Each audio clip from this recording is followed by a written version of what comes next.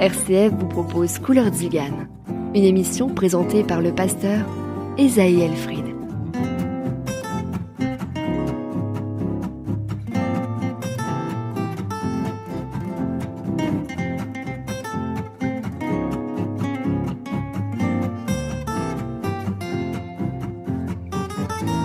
Bonjour à tous, soyez les bienvenus. Voici un petit avant-goût du programme d'aujourd'hui. L'aumônerie protestante des Prisans sera mise à l'honneur. Je reçois l'un de ses aumôniers, il nous parlera de cette action d'évangélisation. Dans la continuité, je vous propose des cantiques qui justement sont dédiés à cette œuvre. Et bien sûr, la méditation biblique qui se fera dans l'Évangile selon Saint Jean, chapitre 1er, verset 1er. Toujours sur le thème « La parole suffit », elle s'intitule « Retour vers la lumière ».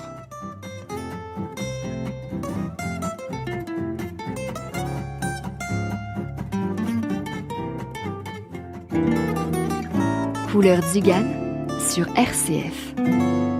Pour débuter ce programme, je vous propose d'écouter ce chant joyeux au son rythmé. Il nous vient de l'album « Il te faut Jésus ». Les interprètes sont Tyson, Élisée et Isaac. Je reste enfermé dans les murs de cette prison intérieure. Le Christ Jésus est justement venu pour nous libérer de l'emprise du péché et faire tomber ces murs qui nous séparent de Dieu. Tous les murs de ma prison se sentent tous comme écroulés. Quelle est la raison? C'est Jésus crucifié. Les gardiens de ma prison se sentent tous comme envolés. Je sais que là dans mon cœur, ce jour-là est arrivé. Oh, merci Seigneur.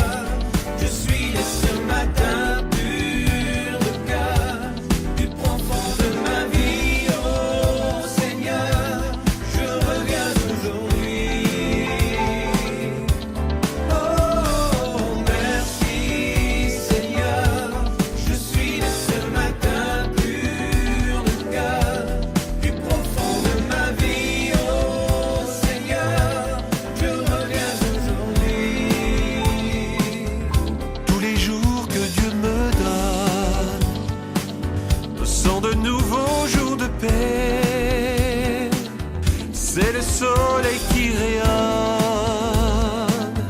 et ma vie est éclairée. Je n'ai plus peur de personne, pas même d'un diable déchaîné. C'est le sang de Jésus qui pourra me libérer.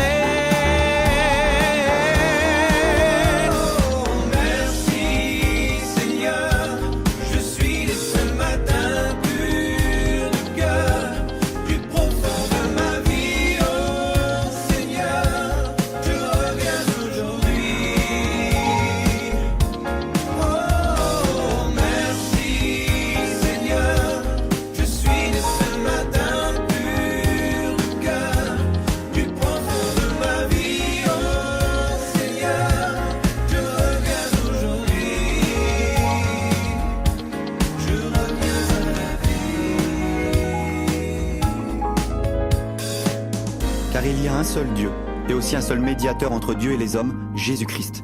Nous faisons donc les fonctions d'ambassadeurs pour Christ. Nous vous en supplions au nom de Christ, soyez réconciliés avec Dieu. Couleur Tzigane sur RCF vous propose l'invité de la semaine. L'invité de la semaine est un pasteur, il s'appelle Loulou Falk, il est président de l'aumônerie de prison de la mission Tzigane Vie et Lumière. Bonjour Loulou. Bonjour, Esaïe. Alors, donnez-nous quelques informations concernant cette œuvre. Alors, l'œuvre d'aumônerie des prisons est instituée, si vous voulez, par la Fédération protestante de France. Dans la Fédération protestante de France, il y a, disons, une cellule de l'aumônerie des prisons qui est dirigée par le pasteur Brice Démier, qui est de l'Église réformée de France. Et puis, vous savez, l'article 2 de la loi du 9 décembre 1905, la séparation de l'Église et de l'État, et là, il est stipulé que l'État ne salarie et ni ne subventionne plus aucun culte. Alors, les aumôneries se sont créées, premièrement l'aumônerie catholique, et à la suite l'aumônerie protestante, et l'aumônerie Tziganes est insérée dans la Fédération protestante de France, et représente 63 pasteurs, ce qui est un nombre qui n'est pas négligeable. Gloire à Dieu, gloire au Seigneur. Alors, par rapport à la Fédération protestante, quel rôle joue-t-elle dans ce milieu ? La Fédération protestante est fondatrice, hein. Je pourrais dire, c'est la mère de l'aumônerie. Et puis au sein de cette aumônerie, il y a 32 églises faisant partie de la Fédération protestante, dont l'église Vie et Lumière, qui est représentée par plusieurs pasteurs de notre mission. Ce qui signifie que par rapport à tous les prisons qu'il peut y avoir en France, tous ces hommes-là sont répartis. Absolument. Il y a, si vous voulez, je vais détailler un peu l'aumônerie en général. Il y a 9 régions, plus une région d'outre-mer. Il y a 9 régions métropolitaines, et plus une région outre-mer, et au sein duquel est inclus, il y a 360 aumôniers protestants en France, dont 63 aumôniers, je vous le répète, Vie et Lumière. Gloire au Seigneur. Alors maintenant, je voudrais vous poser une question peut-être personnelle. Pour vous, comment tout a débuté ? Quelle a été votre motivation ?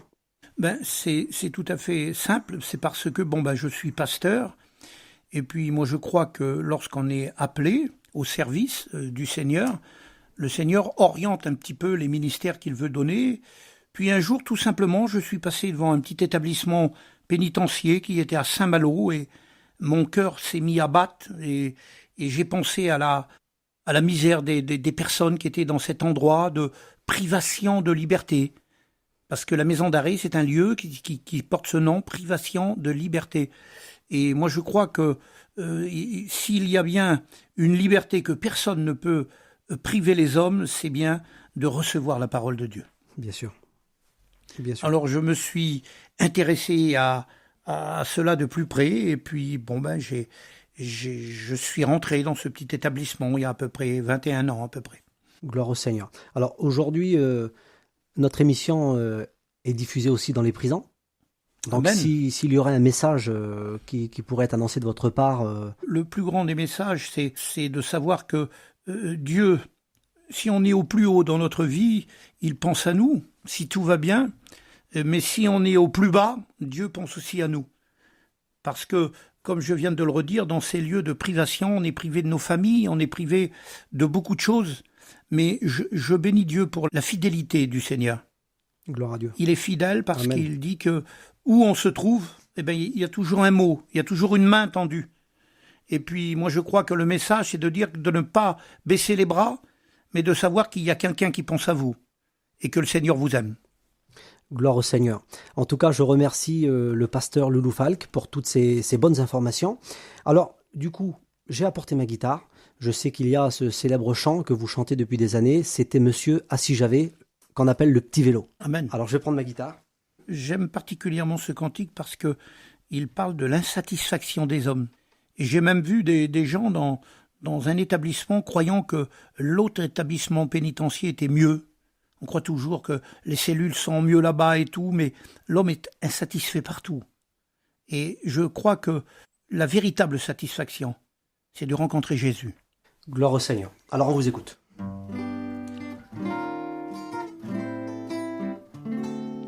C'était Monsieur Assis Javet qui n'était jamais satisfait. On le voyait chaque matin marmonner le même refrain. Le dos voûté, la mine allongée, il poursuivait son chemin à pied. Et plein d'envie quand il passait, il disait les voyants pédaler. Assis, j'avais un petit vélo pour aller travailler. Dans mon petit cœur, ce serait la fête. J'aurais pas besoin d'y aller à pied. Avec mon vélo, moi je filerai. J'irai au travail en chantant, toujours bien luné. Je serai, ce serait épatant. il mit un peu d'argent de côté, et bientôt on le vit filer sur une bicyclette d'occasion, penché en avant sur le guidon. Il pédalait comme un coureur, il transpirait dans la montée. Ça lui fit vraiment mal au cœur quand il vit qu'on le dépassait. Ah, si j'avais une mobilette pour aller travailler, dans mon petit cœur ce serait la fête. J'aurais pas besoin de pédaler, avec mon moteur moi je filerai, même dans les côtes tout en chantant, toujours bien luné je serai, ce serait épatant.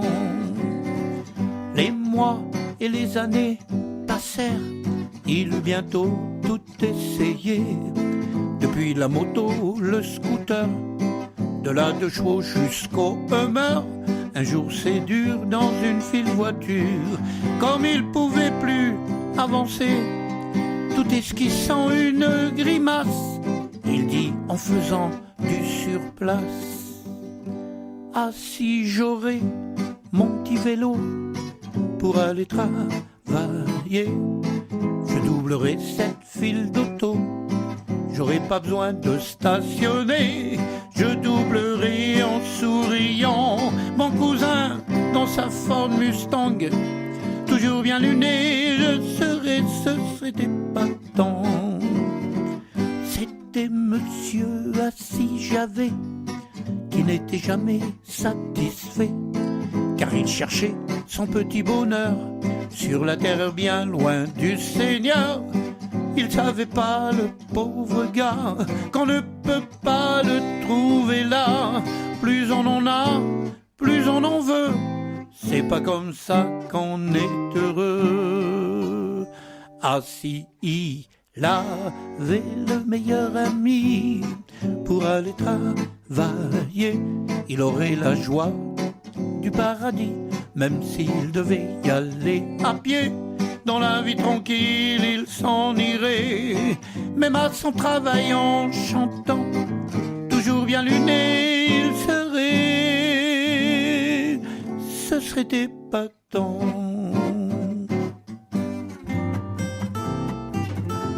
Couleur Tzigane sur RCF avec le pasteur Esaïe Elfried. Et voici maintenant un chant que je dédie à tous les prisonniers et le personnel pénitentiaire. Il porte le même nom que l'album, la seule porte et la seule issue, c'est Jésus.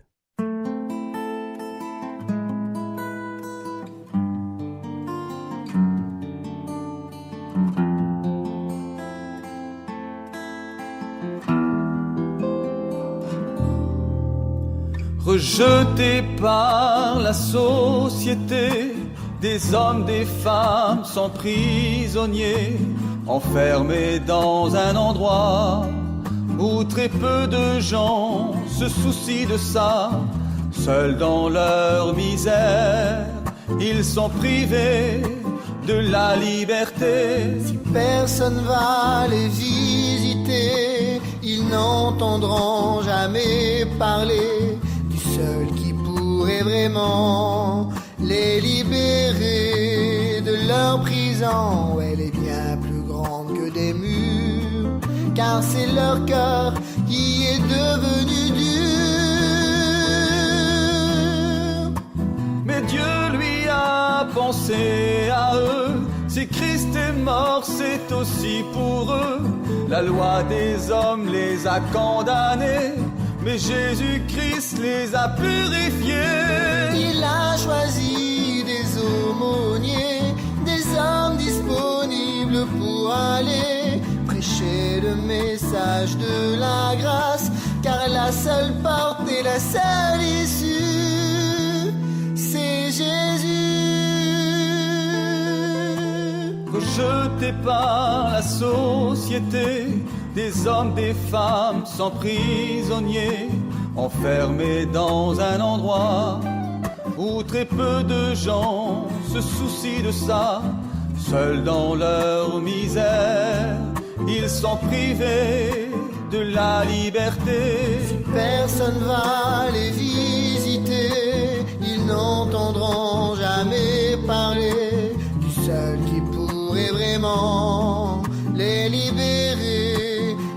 leur prison, elle est bien plus grande que des murs, car c'est leur cœur qui est devenu dur. Mais Dieu lui a pensé à eux. Si Christ est mort, c'est aussi pour eux. La loi des hommes les a condamnés, mais Jésus-Christ les a purifiés.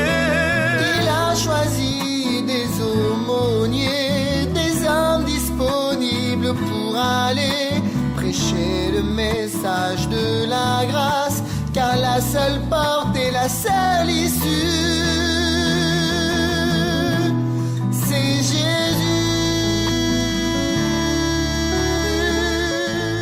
La seule porte et la seule issue, oui, c'est Jésus, avec Manassé et Roch.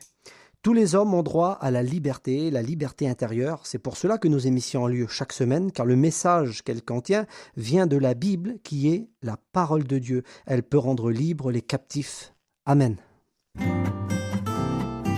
Voici le moment de la méditation biblique. Couleur Tzigane sur RCF. Retour vers la lumière, c'est le thème de la méditation d'aujourd'hui qui se trouve dans l'Évangile selon saint Jean au chapitre 1er et au verset 1er.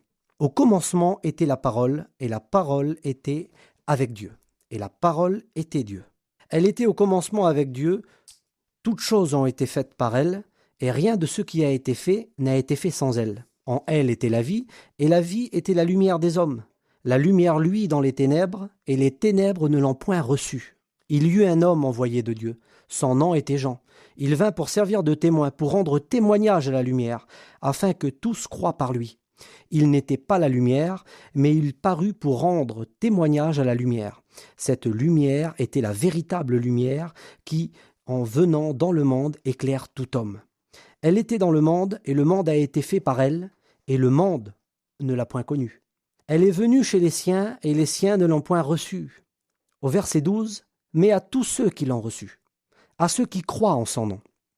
Elle a donné le pouvoir de devenir enfants de Dieu, lesquels sont nés non du sang, ni de la volonté de la chair, ni de la volonté de l'homme, mais de Dieu. Et la parole a été faite chair, et elle a habité parmi nous, pleine de grâce et de vérité. Et nous avons contemplé sa gloire, une gloire comme la gloire du Fils unique venu du Père. Amen. Ce qui signifie que cette lumière, cette vérité, cette connaissance, cette parole, c'est le Christ. Le livre de l'Apocalypse de Jean nous le prouve au chapitre 19 et au verset 13, il est écrit, en parlant de Jésus, son nom est la parole de Dieu. Donc pour revenir au premier chapitre de l'Évangile selon saint Jean, au verset 5, il est écrit, la lumière luit dans les ténèbres, et les ténèbres ne l'ont point reçue. Voici une question. Qui, se trouvant dans le noir, refuserait d'être éclairé ? Et pourtant, c'est bien ce qu'ils ont fait. Et c'est ce que beaucoup font encore aujourd'hui. Refuser la lumière qui est Jésus, qui est la parole de Dieu. Quand nous constatons aujourd'hui ce qui fait la une des journaux, des programmes télé ou bien des réseaux sociaux, nous ne voyons aucunement la parole de Dieu. Alors je ne généralise pas, car je suis convaincu que certains ont reçu la lumière. Nous pourrions parler des membres de l'Église qui eux-mêmes sont des lumières dans le monde, selon l'Évangile de Matthieu au chapitre 5 et au verset 14. Retour à la lumière des Écritures. Nous sommes tous concernés, car le salut dépend de ceux qui ont reçu cette parole. Comme le texte de Jean le rappelle, à tous ceux qui l'ont reçue, elle donne le pouvoir de devenir enfants de Dieu. Alors si certains sont dans le noir, dans l'obscurité de ce monde, recevez dès maintenant la parole de Dieu, qui est la vérité et qui est la véritable lumière. Vous pouvez le faire par la prière.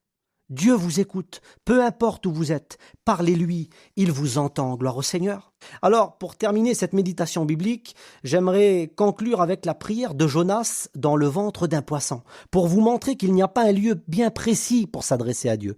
Dans le livre qui porte son nom, au chapitre 2 et au verset 2, je fais la lecture pour vous. Jonas, dans le ventre du poisson, pria l'Éternel sans Dieu. Il dit, dans ma détresse, j'ai invoqué l'Éternel et il m'a exaucé. Du sein du séjour des morts, j'ai crié et tu as entendu ma voix. Tu m'as jeté dans l'abîme, dans le cœur de la mer, et les courants d'eau m'ont environné. Toutes tes vagues et tous tes flots ont passé sur moi. Je disais, je suis chassé loin de ton regard, mais je verrai encore ton saint temple. Les eaux m'ont couvert jusqu'à m'ôter la vie. L'abîme m'a enveloppé, les roseaux ont entouré ma tête. Je suis descendu jusqu'aux racines des montagnes. Les barres de la terre m'enfermaient pour toujours, mais tu m'as fait remonter vivant de la fosse, éternel mon Dieu. Quand mon âme était abattue au-dedans de moi, je me suis souvenu de l'Éternel, et ma prière est parvenue jusqu'à toi, dans ton saint temple. Ceux qui s'attachent à de vaines idoles, éloigne d'eux la miséricorde. Pour moi, je t'offrirai des sacrifices. Avec un cri d'action de grâce, j'accomplirai les vœux que j'ai faits. Le salut vient de l'Éternel. Et ensuite, au verset 11, il est écrit que l'Éternel parla au poisson, et le poisson vomit Jonas sur la terre. Gloire à Dieu. Alors si Jonas a été entendu au plus profond des mers, votre prière aussi sera entendue. Et Dieu fera briller sa lumière sur votre vie. Alors n'hésitez pas, parlez-lui, priez, peu importe où vous êtes. J'aimerais faire cette prière maintenant. Seigneur, merci. Merci pour ta parole, Seigneur. Ta parole qui nous montre, Seigneur Jésus-Christ, le chemin. Ta parole qui nous éclaire. Ta parole qui est une véritable lumière. Et à combien nous avons besoin de toi, Seigneur, aujourd'hui. Seigneur, merci Jésus-Christ pour l'accessibilité du salut, Seigneur. Nous pouvons nous tourner vers toi, nous pouvons te prier peu importe où nous sommes. Merci Seigneur. J'ai une pensée pour ces personnes qui sont en prison, que tu puisses aussi les bénir, les visiter, Seigneur, s'il te plaît, par ton amour, Jésus. Toute l'honneur et la gloire te revient. Je te remercie, je t'aime, Seigneur. Merci pour ton amour. Merci Jésus. Amen. Gloire au Seigneur.